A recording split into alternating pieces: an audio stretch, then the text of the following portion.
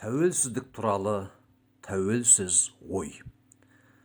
Тәуелсіз Қазақстан, тәуелсіздікке 30 жыл немесе тәуелсіздік мерекесі.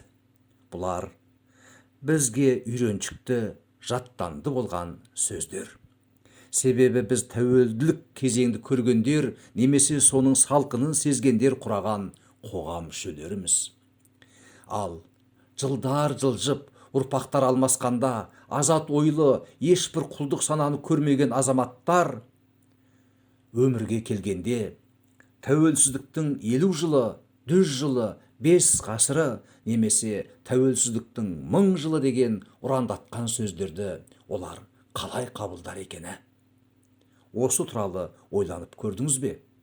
Күн болғандықтан түн, қара болғандықтан ақ деген түсінік қалыптасқан секілді, тәуелділік болғандықтан тәуелсіздіктің де пайда болғаны анық.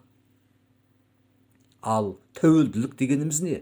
Тәуелділік шарасыздық, басыбайлылық. Ал тәуелсіздік сол тас бұғау мен құлдық қамытынан құтылу. Тәуелсіздік деген сөзді қолдануымыз біздің бодан болған тарихымызды үнемі есімізге салып отырады. Сол бізге керек пе?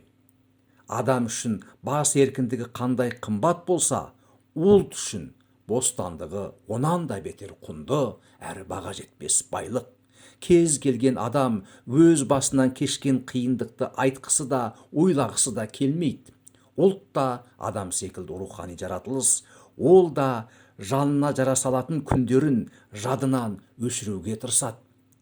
Егер біз осылайша тәуелсіз Қазақстан, тәуелсіздік мерекесі деп жалғастыра беретін болсақ, болашақ ұрпақ санасына біз бодан болған ел едік деген түсінікті шегелей береміз.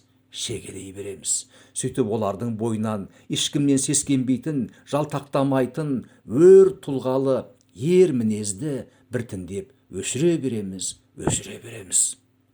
Сондықтан Қазақстан дегенді Қазақ Республикасы, тәуелсіздік алдық дегенді республика құрдық, тәуелсіздік мерекесі дегенді республика күні немесе мемлекет мерекесі деп атайтын уақыт жетті.